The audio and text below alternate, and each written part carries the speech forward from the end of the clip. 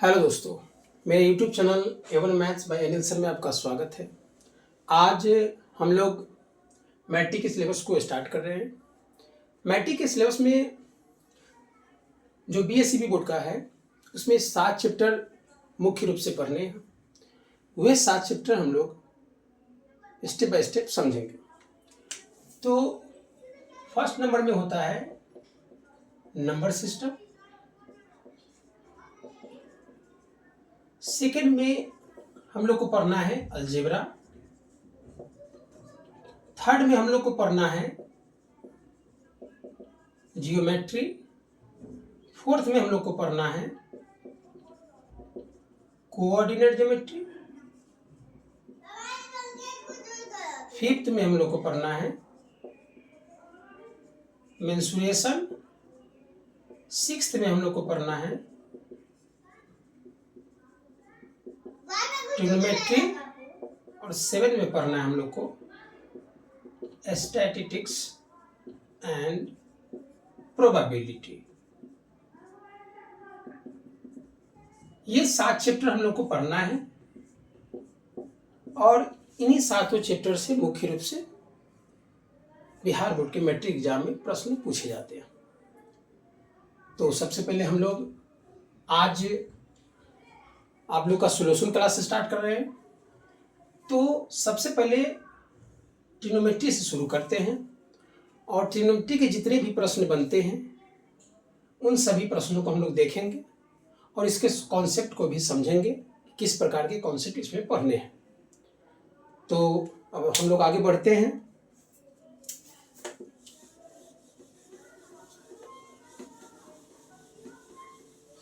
सबसे पहले हम लोग समझते हैं ट्रिग्नोमेट्री के बारे में। ट्रिग्नोमेट्री में जैसा कि आपको पता होगा, इसको त्रिकोणमिति कहा जाता है और त्रिकोणमिति से एग्जाम में वैसे तो 20 नंबर का क्वेश्चन पूछा जाना चाहिए, लेकिन प्रश्नों की संख्या डबल होने के कारण इससे 30 से 35 नंबर के प्रश्न भी देखे जाते हैं। ट्रिग्नोमेट्री में 5-6 चैप्टर पढ़ने हैं। उन सभी चैप्टरों को मैं step by step concept clear करके पढ़ाऊंगा और उसके जितने भी प्रकार के प्रश्न पूछे जाते हैं या पूछे गए हैं उन सभी क्वेश्चन को सॉल्यूशन भी करके बताऊंगा कि किस प्रकार से हम लोग को सॉल्यूशन करना है। तो सबसे पहले हम लोग ट्रिग्नोमेट्री के फर्स्ट चैप्टर को देखते हैं। मैं ये आपको बता दूं कि ट्रिग्नोमेट्री मैं आपको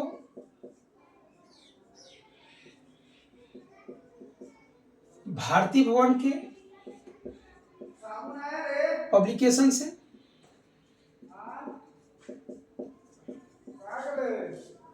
और एनसीईआरटी के पब्लिकेशन से पढ़ाऊंगा। सबसे पहले भारती भवन के जितने भी प्रकार के प्रश्न पूछे जाते हैं या पूछे गए हैं उन सभी के बारे में और जो भी भारती भवन में प्रश्न पूछे गए होंगे उन सभी प्रश्नों को हम लोग देखेंगे। फिर उसके बाद एनसीईआरटी के भी प्रश्नों को हम लोग देखेंगे कि किस प्रकार के प्रश्न उससे पूछे गए हैं और किस प्रकार के पूछे जा सकते हैं, उसके बारे में समझेंगे।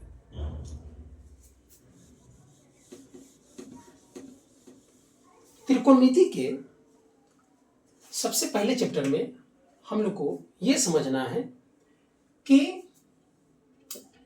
त्रि का मतलब होता है 3 और कोण का मतलब होता है एंगल। आप तो समझ ही रहे होंगे कोण का मतलब एंगल और मिति का मतलब मेजरमेंट यानी कि माप। यानी कि तीनों कोणों की माप के बारे में हम लोग पढ़ना है।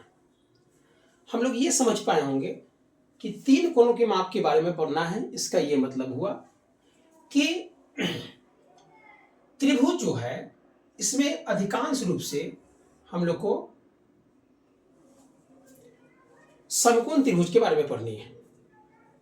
त्रिभुज के बहुत सारे प्रकार होते हैं भुजा के अनुसार और कोण के अनुसार, लेकिन यहां हम लोग को अधिकांश रूप से समकोण त्रिभुज के बारे में जाननी है।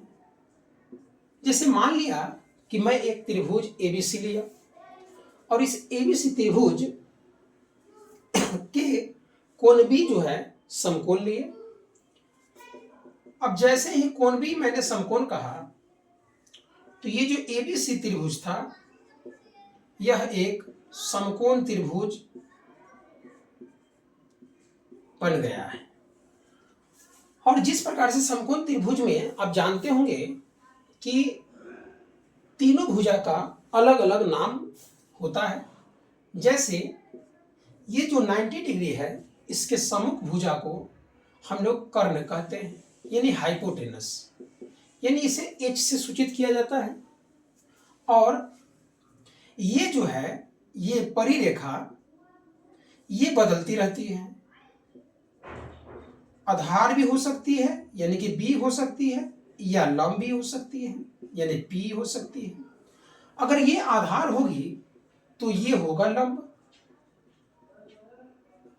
और ये अगर लंब होगा तो ये होगा आधार। यानी कि ये जो है लंब और आधार एक दूसरे से परिवर्तित होते रहते हैं, बदलते रहते हैं। अब कैसे बदलते हैं ये समझने के लिए हमको ये समझना पड़ेगा कि थीटा यानी कि कोण कहां हम ले रहे हैं। अगर हम यहां कोण ले रहे हैं, अगर सी पर कोण सी जो है हम लोग ने थीटा लिया यानी कोण लिया, तो सी से जो भुजा सटी होती है उसे आधार कहते हैं। यानी कि यहां आधार जो है यह बीसी का काम करेगा, और जो बच गया वह लंब एबी का काम करेगा। और कर्ण जो है कर्ण कभी भी बदलता नहीं है, इसलिए वह एसी का एसी ही रहेगा। यानी कि लंब और आधार एक दूसरे से बदलते रहते हैं आपस में। अगर मैं यहां कोण लूं तो ये आधार का काम करेगा और ये लंब का। अगर मैं कोण ए को थीटा मानूं, अगर यहां थीटा मानूं, तो यहां जो आधार का काम करेगा वह आधार का काम करेगा ए बी, और लंब का काम करेगा बीसी। और कर्ण कभी भी बदलता नहीं, इसलिए कर्ण तो एसी ही होगा। ये एक दूसरे से बदलते रहते हैं। जैसा कि हम लोग जानते हैं कि यह समकोण त्रिभुज है, तो समकोण त्रिभुज में एक फार्मूला पाइथागोरस प्रमेय हम लोग को पढ़ना है, जो होता है कर्ण के स्क्वायर बराबर में लंब के स्क्वायर प्लस में आधार के स्क्वायर। इस प्रकार से हम लोग इसमें 5-6 फॉर्मूला और निकाल सकते हैं। जैसे यहां स्क्वायर है, अगर इधर स्क्वायर है उधर भगाने पर रूट हो जाती है, तो हाइपोटेनस यानी कर्ण बराबर हो जाएगा रूट अंडर लंब का स्क्वायर प्लस में आधार का स्क्वायर। लंब स्क्वायर इधर जोड़ में है तो इधर घटाव में भी आ सकता है, तो इसे हम लोग ऐसे भी कर सकते हैं कि आधार स्क्वायर बराबर कर्ण स्क्वायर माइनस में लंब स्क्वायर। अब इधर स्क्वायर है तो उधर रूट जाएगा, तो इधर हो जाएगा आधार बराबर रूट अंडर कर्ण का स्क्वायर माइनस में लंब का स्क्वायर। अगर ये इधर जोड़ में है तो इधर घटाव में आ सकता है, तो इसको ऐसे भी हम लोग कर सकते हैं कि लंब का स्क्वायर बराबर कर्ण का स्क्वायर माइनस में आधार का स्क्वायर। और इधर स्क्वायर है तो उधर रूट चढ़ सकता है, तो हम लोग बोल सकते हैं लंब बराबर रूट अंडर कर्ण का स्क्वायर माइनस में आधार का स्क्वायर। तो एक फार्मूला से 5 फार्मूलाएं इसी से निकल चुकी है। बहुत सारी फार्मूलाएं इसी प्रकार निकलती है। त्रिकोणमिति जो फर्स्ट चैप्टर हम लोग को पढ़नी है, उसमें हम लोग को अनुपात समझना बहुत ही जरूरी है। ट्रिग्नोमेट्रिकल रेशियो समझना बहुत ही हम लोग को जरूरी है। रेशियो। अब ट्रिग्मेटिकल रेशियो किसे कहेंगे, कैसे कहेंगे, अब हम वो समझने की कोशिश करते हैं। जैसे ट्रिग्मेटिकल रेशियो जो होता है उसकी संख्याएं हम लोग 6 जानते हैं, वह कौन कौन सी है ये समझने का हम लोग प्रयास करते हैं। जैसे ट्रिग्मेटिकल रेशियो जो है, त्रिकोणमितीय अनुपात, उसके रूप में हम लोग साइन का नाम जानते हैं, कोसाइन का नाम जानते हैं, टेजेंट का नाम जानते हैं,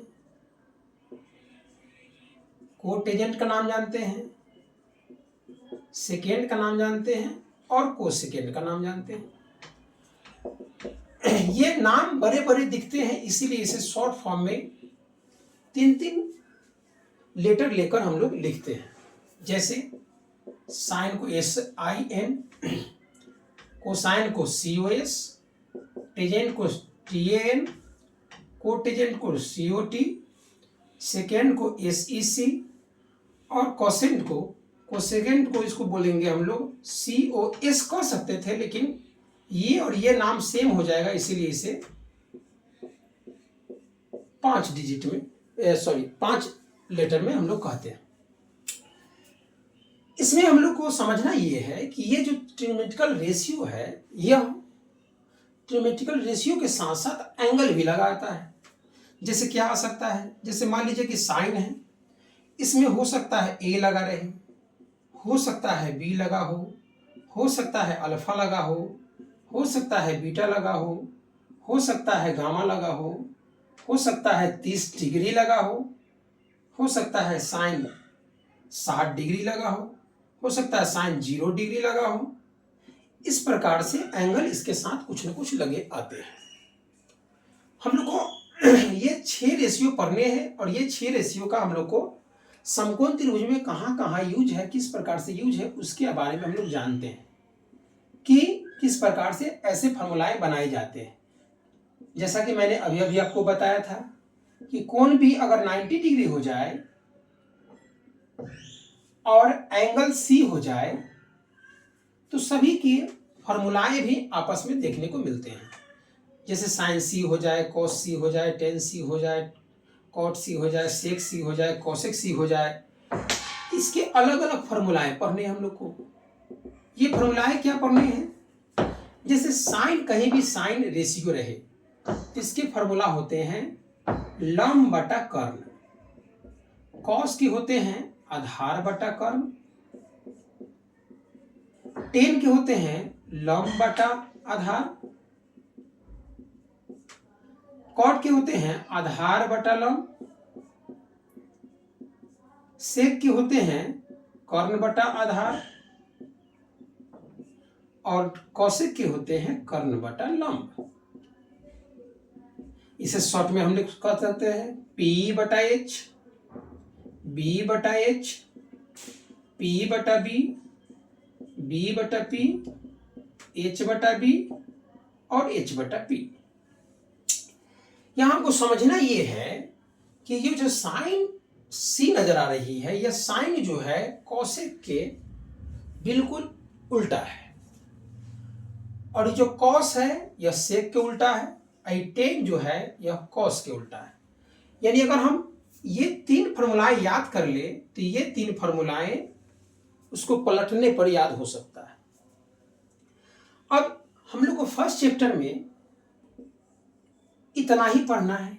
यहां हम एक बात और समझ सकते हैं कि अगर यहां थीटा है तो ये लंब होगा, यानी लंब हो जाएगा AB और कर्ण हो जाएगा AC। कर्ण तो बदलता नहीं, कर्ण तो हाइपोटेनस है, ये बदलेगा नहीं। और ये हो जाएगा लंब यानी कि P और ये हो जाएगा आधार यानी कि B, ये तो बदलता नहीं है।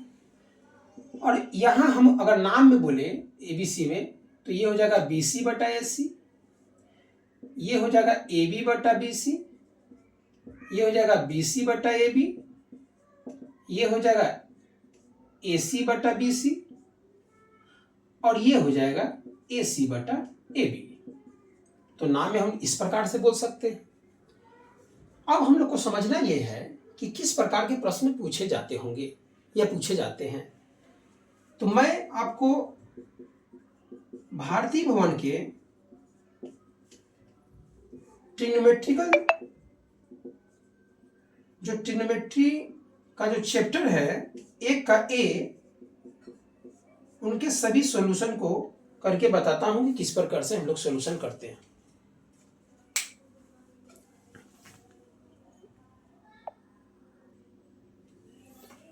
अब आपके सामने एक प्रश्न लिया गया है, चैप्टर नंबर 1 का ए है, जिसमें कहा गया है कि एक त्रिभुज है जिसका कोण सी जो है 90 डिग्री का है।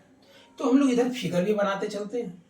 जैसे मान लीजिए कि यह एक समकोण त्रिभुज है जिसका कोण सी जो है यह 90 डिग्री का है।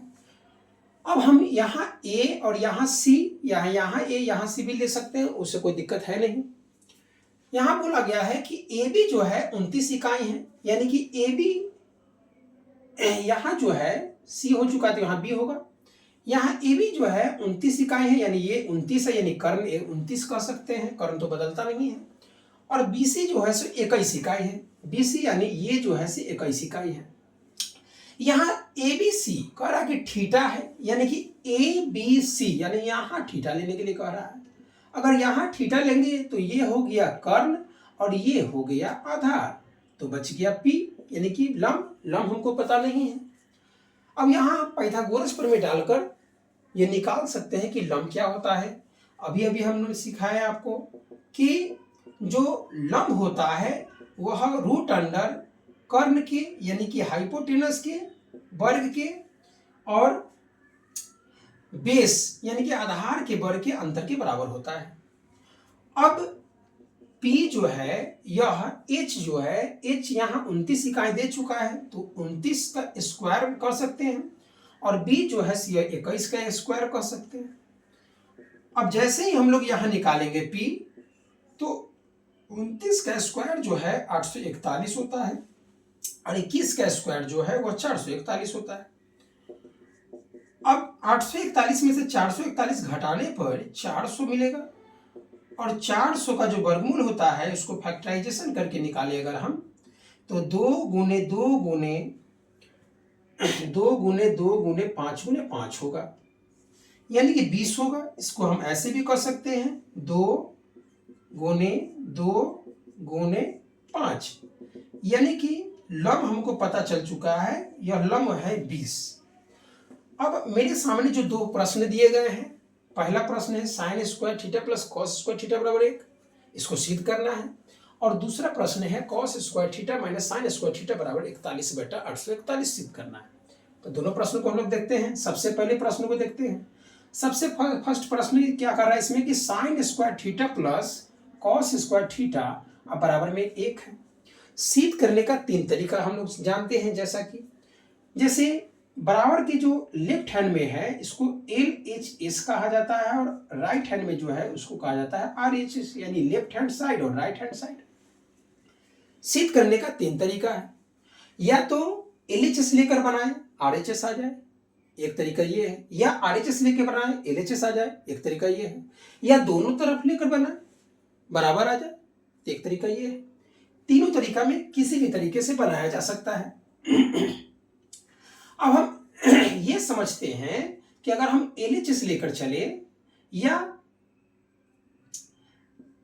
LHS अगर हम लेकर चले तो LHS कहता है कि sine square theta plus cos square theta. अब इसको लाना है 1, तो हम लोग ने फॉर्मूला क्या जाना है। मैंने अभी थोड़ी देर पहले बताया कि साइन का जो फॉर्मूला होता है वह साइन का फॉर्मूला होता है लंब बटा कर्ण, यानी P/H। तो यहां हम P/H कर सकते हैं, और इसका होल स्क्वायर लगा हुआ है तो होल स्क्वायर लगा सकते हैं। और कॉस का जो फॉर्मूला है या कॉस का फॉर्मूला होता है आधार बटा कर्ण, यानी इसे हम लोग B/H कहते हैं। तो यहां हम B/H कर सकते हैं, इसका होल स्क्वायर लगा सकते हैं। अब यहां मान अगर डालना चाहें तो P का जो मान दिया हुआ है या P का मान अभी अभी हमने निकाला था 20 आया था। और एच का जो मान है यह 29 है, इसका होल स्क्वायर लगा हुआ है। बी का जो मान है वह 21 है और एच का जो मान है वह 29 है, इसका होल स्क्वायर लगा हुआ है। 20 का स्क्वायर होता है 400 और 29 का स्क्वायर होता है 841 और 21 का होता है 441 और 29 का होता है 841।